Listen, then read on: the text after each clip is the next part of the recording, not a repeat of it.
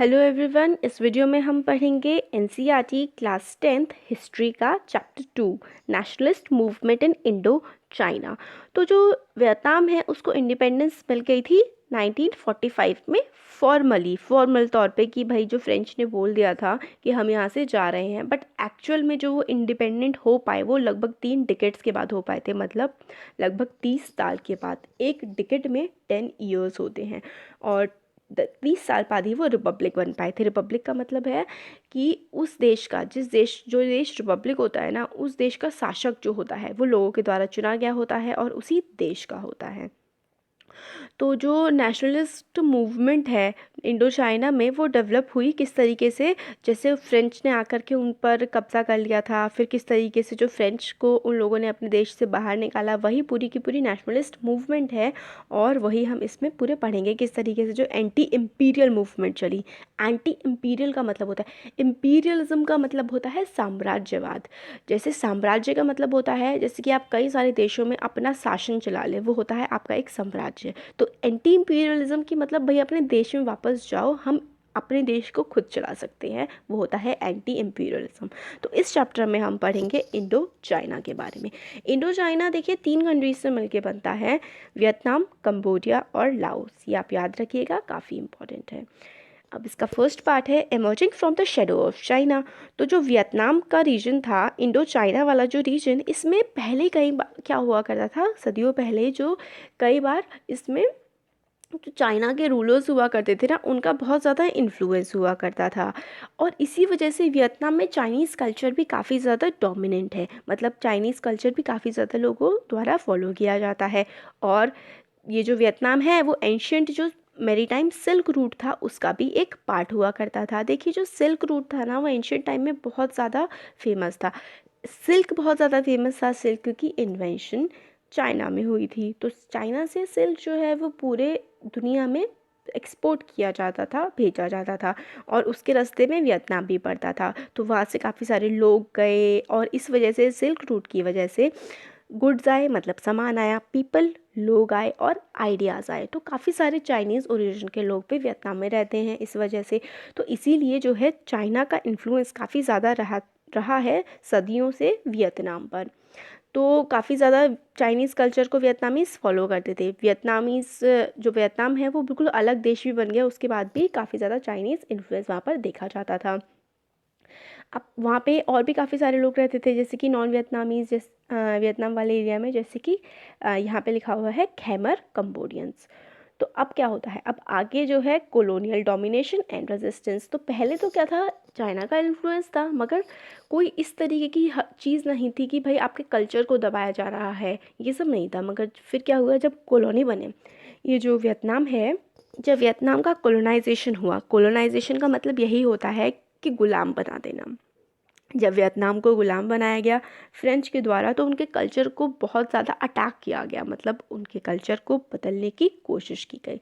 तो अब ये हम पढ़ेंगे कि कॉलोनाइजेशन किस तरीके से हुआ और वहाँ के लोगों ने, वियतनाम के लोगों ने इस कॉलोनाइजेशन को कैसे, मतलब इसके खिलाफ आंदोलन छेड़ा। रेजिस्टेंस का मतलब होता है रोकना, कि भाई जो आप कर रहे हो वो गलत है और हम उसको रेजिस्ट करते हैं, हम आपको रोकते हैं। तो कॉलोनाइजेशन वियतनाम का हुआ फ्रेंच के द्वारा। जो फ्रेंच लोग थे वो हमारी, मतलब हमारे देश में क्या, वियतनाम में आए और उन लोगों ने अपने आइडियाज़ लेके आए, अपना जो वे ऑफ लाइफ है, जिस तरीके से हमारे देश में ब्रिटिशर्स ने किया उसी तरीके से सेम काम वियतनाम में फ्रेंच ने किया। उन्होंने काफ़ी सारे, मतलब अपने आइडियाज़ लेके आए। मेनली जो उनका इन्फ्लुएंस था और डोमिनेशन थी वो थी मिलिट्री और इकोनॉमिक डोमिनेशन। मिलिट्री क्यों, क्योंकि अगर आपके पास ताकत नहीं है तो आप कुछ नहीं कर सकते, तो ताकत के बल पे उन लोगों ने वियतनाम को जीता, फ्रेंच ने। और फिर उसके बाद अपने देश की इकोनॉमी, फ्रेंच की इकोनॉमी को बेटर बनाने के लिए, उसको समृद्ध पैसा वाला बनाने के लिए, देश कहाँ से लूटा उन्होंने, वियतनाम को लूटा, उसके रॉ मटेरियल्स को और उसमें जितनी भी चीज़ें प्रेजेंट थी उनको लूटा। लूटा मतलब वही सेंस है कि भाई उनके देश का था सब कुछ, जैसे नेचुरल रिसोर्सेज, वहाँ के देश की जो खेती हो रही है, वहाँ से सामान बहुत ही सस्ते में ले जा रहे हैं, फ्री में ले जा रहे हैं, और इस तरीके से कह सकते हैं लूटा। तो नेशनलिज्म जो है वियतनाम में वो काफ़ी ज़्यादा इमर्ज हुआ, डिफरेंट डिफरेंट सेक्शंस आए, जैसे कि फार्मर्स हो गए, पीजेंट्स हो गए, फिर आगे जाके हम देखेंगे विमेन ने भी बहुत ज़्यादा इंडिपेंडेंस के लिए फ़ाइट की। अब ये देखिए फ्रेंच ट्रूप, अब ये बताते हैं कि फ्रेंच जो लोग हैं वो कब आए थे वियतनाम में। जो फ्रेंच ट्रूप हैं वो लैंड हुए थे वियतनाम में 1858 में, और लगभग 20-30 साल में 1880s तक भी उन लोगों ने फिल्म ग्रिप मतलब अपना पूरा कंट्रोल जमा लिया था वियतनाम के नॉर्थ वाले रीजन में। और फिर उसके बाद क्या हुआ था, फ्रैंको चाइनीज़ वॉर हुई थी 1887 में, और इन लोगों का पूरा जो कंट्रोल है वो टोंकिन और अन्नाम वाले रीजन पर भी आ गया था। और फिर फ्रेंच इंडो चाइना फॉर्म हो गई थी। इंडो चाइना क्यों बोलते हैं, क्योंकि देखिए वहाँ पे इंडिया का कल्चर और चाइना का कल्चर काफ़ी ज़्यादा मिक्स सा है, इसलिए उसको इंडो चाइना बोला जाता है, वियतनाम, लाओस, कंबोडिया वाले रीजन को। अब वियतनामीज़ जो है वो काफ़ी ज़्यादा सफ़र कर रहे थे, क्योंकि वो तो आज़ाद रहना चाहते थे और अपने कल्चर फॉलो करना चाहते थे, मगर फ्रेंच जो है वो अपनी चीज़ें थोपा करते थे, और अब भाई गुलाम तो बन ही गए थे वियतनामीज़। अब आगे देखते हैं कि किस तरीके से चीज़ें चली। फिर अब आगे हमें बताते हैं कि जो फ्रेंच है, why the French thought colonies necessary. जो फ्रेंच लोग थे उनको ऐसा क्यों लगा कि भाई हमें कॉलोनी जो है वो बनाना काफ़ी ज़्यादा ज़रूरी है। तो सबसे ज़्यादा ज़रूरी इन लोगों के लिए क्या था, अपने देश को समृद्ध बनाना। उसके लिए इंडस्ट्रियलाइजेशन आया था, तो इन लोगों को चाहिए था नेचुरल रिसोर्सेज। तो सबसे ज़्यादा इंपॉर्टेंट चीज़ जो थी वो थी supply of natural resources and essential goods. तो नेचुरल रिसोर्सेज कहाँ से मिलते, कॉलोनी से मिलते। तो इसीलिए इन लोगों ने अलग अलग देशों में जाके अपना शासन जमाया था। तो नेचुरल रिसोर्सेज हो गए, और फिर जो वेस्टर्न नेशंस, ये इनके दिमाग में अजीब टाइप का थोड़ा सा कीड़ा ही कह लो, ये था, ये खुद को बहुत ही ज़्यादा ऊंचा समझते थे कि भाई हम बड़े अच्छे हैं, हमारा कल्चर बहुत अच्छा है, बाकी पूरी दुनिया तो गवार है। ये लोग इस तरीके से समझा करते थे, जैसे कि ब्रिटिशर्स हमें गवार बोला करते थे कि इनके अंदर तो बुद्धि ही नहीं है और हम इनको होशियार बनाएंगे जा करके। इसी तरीके की थॉट जो थी वो फ्रेंच लोगों की भी थी, कि हम लोग बाकी सारे लोगों को जाके सिविलाइज करेंगे, एडवांस बनाएंगे, ये लोग तो पिछड़े हुए हैं, हम लोग जाके इनको आगे बढ़ाएंगे, इनकी सिविलाइजेशन को एडवांस बनाएंगे। यही कीड़ा इनके दिमाग में भी था, फ्रेंच के दिमाग में, जो ये सारे के सारे यूरोपियंस के दिमाग में था। तो जो फ्रेंच थे उन्होंने स्टार्ट किया बनाना कैनाल्स और ड्रेन करना स्टार्ट किया मेकोंग के डेल्टा को इंक्रीज़ करने के लिए। कल्टीवेशन कैनाल्स होते हैं जैसे कि जिससे पानी सप्लाई किया जा सकता है, जैसे कि नदियों जैसा स्ट्रक्चर बना दो मैनमेड और उससे पानी सप्लाई कर दो। मेकोंग डेल्टा, जैसे कि हमारे देश में जितनी इम्पोर्टेंस गंगा की है ना, उसी तरीके से वहाँ पर वियतनाम वाले रीजन में मेकोंग रिवर है, उसकी इतनी इम्पोर्टेंस है, तो उसको कल्टीवेशन के लिए यूज़ करने के लिए की इसमें हमारी लाइन में बात की जा रही है। तो इन लोगों ने डेवलप किया ताकि ज़्यादा से ज़्यादा खेती हो सके, ज़्यादा खेती होगी तो फ्रेंच लोग जो हैं ज़्यादा से ज़्यादा मुनाफा कमा पाएंगे। The vast system of irrigation works, canals and earthworks built mainly with forced labor increased rice production and allowed the export of rice to the international market. तो इरिगेशन मतलब सिंचाई की गई बहुत ज़्यादा, जैसे केनाल्स बनाए गए, ड्रेन किया गया मेकोंग डेल्टा को। और कैसे हुआ ये सब, हुआ फोर्स्ड लेबर के तौर पे। फोर्स्ड लेबर मतलब ज़बरदस्ती लोगों से काम करवाया गया। इसकी वजह से क्या हुआ, राइस का जो प्रोडक्शन है, जो राइस की जो फसल है हमारी, चावल की फसल ज़्यादा बढ़ी, और जो बढ़ी वो किस, उसका फ़ायदा तो फ्रेंच को हुआ, क्योंकि उन्होंने एक्सपोर्ट कर दी इंटरनेशनल मार्केट में, दूसरे देशों में इस फसल को एक्सपोर्ट कर दिया गया।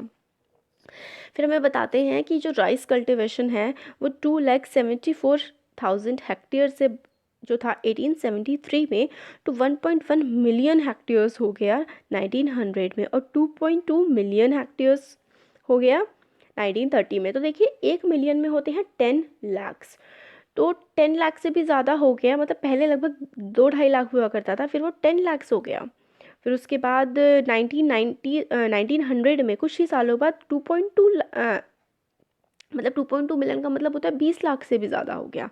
तो वियतनाम जो है एक्सपोर्ट करने लगा 2/3 ऑफ राइस प्रोडक्शन, मतलब अपना 2/3 जितना वो प्रोड्यूस कर रहा था वो सारा उसमें से, जैसे कि वो, जैसे सपोज करिए टोटल उसका 3 है, तो 3 का 2/3 मतलब अगर तो 3 प्रोड्यूस कर रहा है तो 2 तो वो दूसरे देशों में एक्सपोर्ट ही कर दे रहा है, राइस जो चावल प्रोड्यूस कर रहा है। और 1931 तक वो वर्ल्ड का 3rd लार्जेस्ट एक्सपोर्टर बन गया राइस के, अगर हम बात करें तो, मतलब दुनिया का तीसरा सबसे बड़ा राइस को दूसरे देशों में भेजने वाला वो कंट्री बन गया। फिर उसके बाद और भी इंफ्रास्ट्रक्चर प्रोजेक्ट जैसे कि सड़कें बनाना, रेलवे वगैरह बनाना, ये सब भी उन लोगों ने स्टार्ट किया फ्रेंच ने।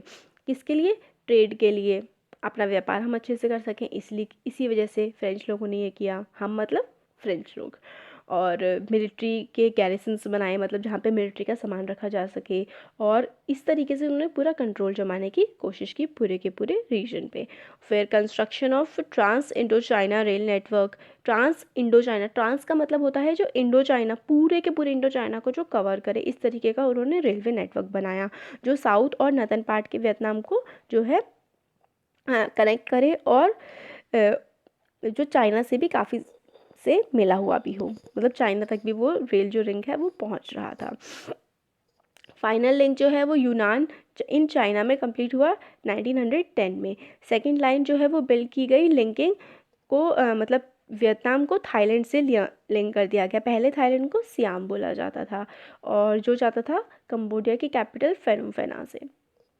तो वियतनाम को रेलवे से चाइना से भी लिंक कर दिया गया और थाईलैंड से भी लिंक कर दिया गया। और 1920s तक ये इंश्योर किया गया कि जो है प्रॉफिट बहुत ही ज़्यादा कमाया जा सके, जो फ्रेंच बिजनेसमैन हैं जो वियतनाम में रह रहे हैं।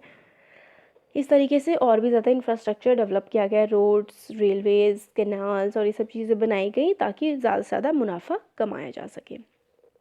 अब क्वेश्चन आता है, शुड कॉलोनीज़ बी डेवलप्ड? क्या कॉलोनीज़ जो हैं, इन लोगों ने जिन पे रूल कर रहे हैं, उनको डेवलप किया जाना चाहिए, उनका विकास किया जाना चाहिए?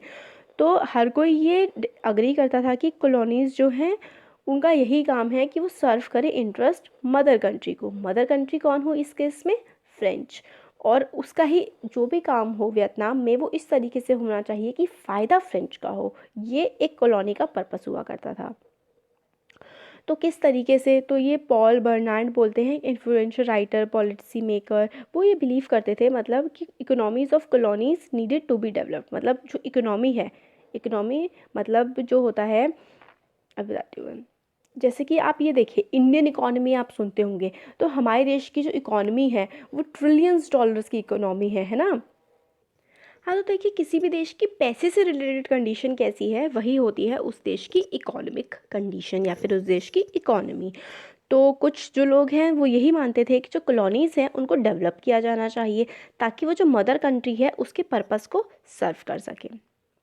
तो एक ये जो बर्नार्ड हैं ये पूरा बता रहे हैं, कोई राइटर हैं, वो सजेस्ट करते हैं कि that there are several barriers to economic growth in Vietnam. जो वियतनाम है उस पर काफ़ी ज़्यादा बैरियर्स हैं, रुकावटें हैं वहाँ के इकोनॉमिक डेवलपमेंट में। बहुत ज़्यादा हाई पॉपुलेशन है, बहुत ज़्यादा जनसंख्या है।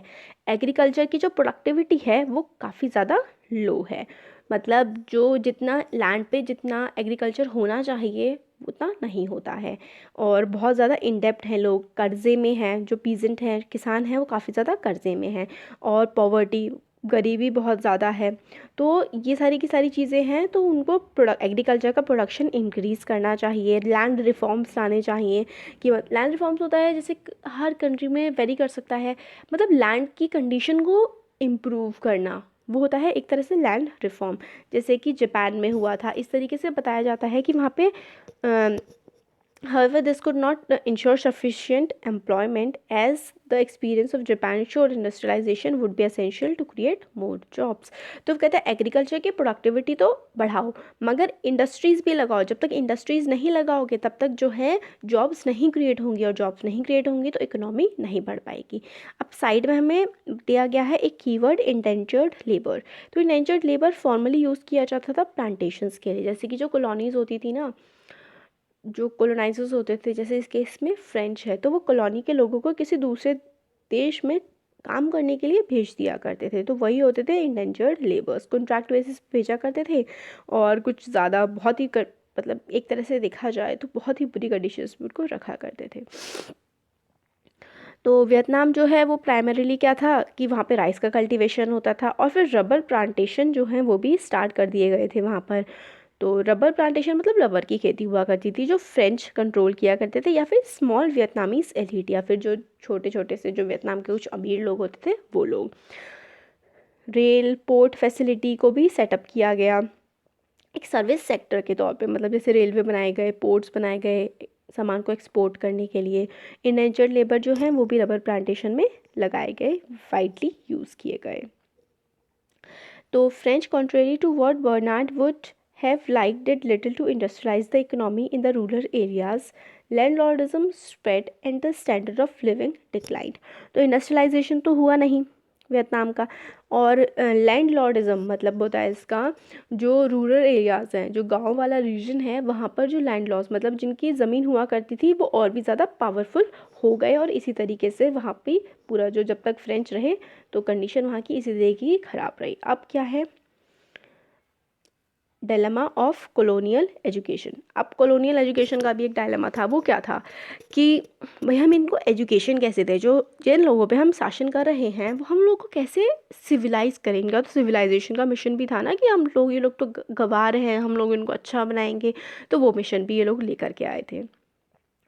तो एक तो इकोनॉमिक एक्सप्लॉयटेशन ये लोग कर ही रहे थे, साथ साथ इन लोगों ने सिविलाइजिंग मिशन पर भी थे कि सिविलाइज करो। तो इनको लगता था कि फ्रेंच जो है, फ्रेंच लोग बड़े सिविलाइज्ड हैं, और ये लोग जो है वियतनामीज लोग, इन लोग का कल्चर, ये लोग जो फॉलो कर रहे हैं कस्टम्स वगैरह, जो रीति रिवाज हैं इनके, ये तो बड़े ही ख़राब से हैं। तो इन चीज़ों को तो हमें चेंज करना पड़ेगा। और फिर इन लोगों को जो क्लरिकल लेवल की जो जॉब्स होती हैं, छोटी छोटी जॉब्स, उसके लिए भी थोड़े बहुत मतलब पढ़े लिखे लोग चाहिए होते थे, है ना। तो उसके लिए भी इन लोगों ने थोड़ा बहुत पढ़ाना वढ़ाना स्टार्ट किया। तो ये वाला क्वेश्चन इंपॉर्टेंट है, डायलेमा ऑफ कॉलोनियल एजुकेशन, आपसे 3 मार्क्स में पूछा जा सकता है। तो इन्होंने मतलब यही ग्रांटेड ले लिया था कि डेवलप्ड है हम बहुत ज़्यादा, यूरोप जो है, इसलिए हम लोगों को बाकी सब लोगों को डेवलप बनाना है। तो इस तरीके से इन लोगों ने क्या किया, डिस्ट्रॉय करना स्टार्ट किया लोकल कल्चर को, रिलीजन को, ट्रेडिशंस को, क्योंकि ये चाहते थे कि अगर ये वियतनाम के लोग अपना ही कल्चर, ट्रेडिशन, रिलीजन फॉलो करते रहेंगे तो डेवलपमेंट नहीं आ पाएगा। फिर एजुकेशन भी एक वे देखा गया सिविलाइज करने का, मगर एजुकेशन किस में दी जाए, इनकी नेटिव लैंग्वेज मतलब वियतनामीज की जो अपनी लैंग्वेज है उसमें दें या फिर फ्रेंच में दें। तो फिर इन लोगों ने ये सोचा कि भाई हम फ्रेंच में देंगे। अब दूसरा क्वेश्चन ये आया कि कितनी एजुकेशन दें। तो एजुकेशन मतलब अगर हम बहुत ज़्यादा दे देंगे, इन फ्रेंच ने सोचा, तो ये लोग तो होशियार हो जाएंगे, होशियार हो गए हमारा ही विरोध करेंगे, तो हम इनको इतनी ही एजुकेशन देंगे जितना कि हम लोगों को ज़रूरत है कि ये एजुकेटेड हो, मतलब छोटी मोटी जॉब्स के लिए। तो इन्होंने वियतनामीज सिटीज़न को फ्रेंच लैंग्वेज मतलब पढ़ानी शुरू करी।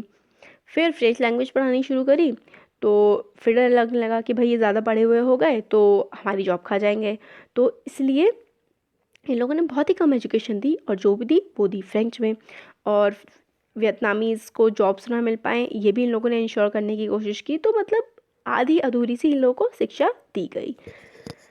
अब आता है आगे टॉकिंग मॉडर्न, कि हम इन्हें मॉडर्न कैसे बनाएं। तो एलिट्स जो थे वियतनाम के, वो काफ़ी ज़्यादा इन्फ्लुएंस्ड थे किससे, चाइनीज़ कल्चर से। एलिट्स होते हैं जो पैसे वाले लोग होते हैं, मगर अब फ्रेंच लोग जो है उन्होंने इस बिलीफ को डिसमेंटल कर दिया, मतलब उनके दिमाग से निकाल दिया कि भाई कि जो चाइनीज़ कल्चर है वो अच्छा है, नहीं, तुम्हारा कल्चर बहुत ख़राब है, ऐसा उन लोगों ने बोला। और कहा कि फ्रेंच कल्चर को अपनाओ, ये तो बड़ा ही मॉडर्न है, इस तरीके से तुम रहोगे जैसे हम रहते हैं तो तुम बड़े अच्छे लगोगे, अभी तो तुम लोग बहुत ही गंवार टाइप के लगते हो। इस तरीके की बातें उन लोगों ने, फ्रेंच लोगों ने वियतनामीज़ के मन में डाल दी। और फ्रेंच लोगों ने फ्रेंच स्कूल को इस्टेब्लिश किया। उन्होंने कहा तुम अपनी लैंग्वेज छोड़ो, फ्रेंच सीखो, फ्रेंच मॉडर्न लैंग्वेज है, हमारा कल्चर बहुत अच्छा है, हम तुम्हें अपना कल्चर सिखाएंगे, तुम अपना कल्चर छोड़ दो। फिर इस तरीके की बातें की गई। तो जो एलिट्स थे उन लोगों ने जो है फ्रेंच के कल्चर को अपना लिया, उनकी लैंग्वेज बोलने लगे, उनके रहने के तौर तरीके उन लोगों ने अपना लिए, जो वियतनामी के एलिट्स थे, पैसे वाले लोग थे। फिर जो है जो स्कूल खोले गए उसमें भी फ्रेंच लैंग्वेज पढ़ाई गई इनके द्वारा। ये दिखाया गया कि जो फ्रेंच है वो काफ़ी ज़्यादा सुपीरियर लैंग्वेज है, किससे, तुम्हारी लैंग्वेज से, वियतनामीज़ की लैंग्वेज से। फिर उसके बाद कुछ लोगों ने तो फ्रेंच के कल्चर को एक्सेप्ट कर लिया, है ना, कि भाई हाँ वाकई में हम लोगों को सुधारने आए लोग, जो एलिट्स थे वो ऐसा सोचने लगे थे। कुछ लोगों ने काफ़ी ज़्यादा अपोज किया कि भाई सिर्फ फ्रेंच ही जो है मीडियम बनेगा पढ़ाने का हमारे बच्चों को, तो ये बात लोगों को पसंद नहीं आई। दे सजेस्ट दैट वियतनामीज भी टॉट, दे नहीं मतलब कुछ लोग जो फ्रेंच लोग ही थे उन्होंने कहा कि पूरे के पूरी फ्रेंच पढ़ाएं या कुछ वियतनामीज़ भी पढ़ा दे। तो उन्होंने कहा कि लोअर लेवल की जो छोटी क्लासेस हैं उसमें तो आप वियतनामीज़ पढ़ा सकते हो, मगर जो हायर एजुकेशन होनी चाहिए वो सिर्फ फ्रेंच में होनी चाहिए। देखिए बिल्कुल प्रोसेस इसी तरीके का जा रहा है जैसे हमारे देश में हुआ था नेशनलिज्म इन इंडिया में।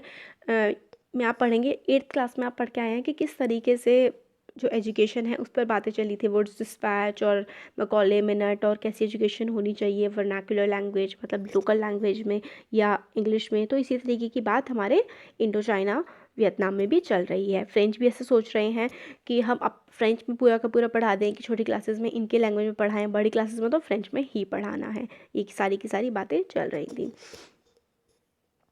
और फिर ये ऐसा भी बोलते हैं कि जो लोग फ्रेंच सीखेंगे और फ्रेंच स्कूल्स में पढ़ेंगे और फ्रेंच तौर तरीके को अपनाएंगे, ऐसा बोलते हैं फ्रेंच अथॉरिटीज़, कि हम उनको फ्रेंच सिटीजनशिप जो है वो भी ग्रांट कर देंगे। मगर सिर्फ जो वियतनामीज़ एलीट हैं, जो कि बहुत ही छोटा सा सेक्शन था वियतनामीज़ पॉपुलेशन का, उन लोगों ने इन फ्रेंच स्कूल में एनरोल कराया, और बहुत ही कम लोग जो है एग्ज़ाम को पास कर पाते थे। और ऐसा इसीलिए था कि पास क्यों नहीं कर पाते थे, फेल हो जाते थे, क्योंकि डेलिबरेट पॉलिसी, जानबूझ के लोगों को फेल किया जाता था वियतनामीज़ लोगों को, क्योंकि अगर पास हो जाएंगे तो उन लोगों को अच्छी जॉब्स मिल जाएंगी, क्वालिफाई कर जाएंगे वो बेटर पेड जॉब्स के लिए।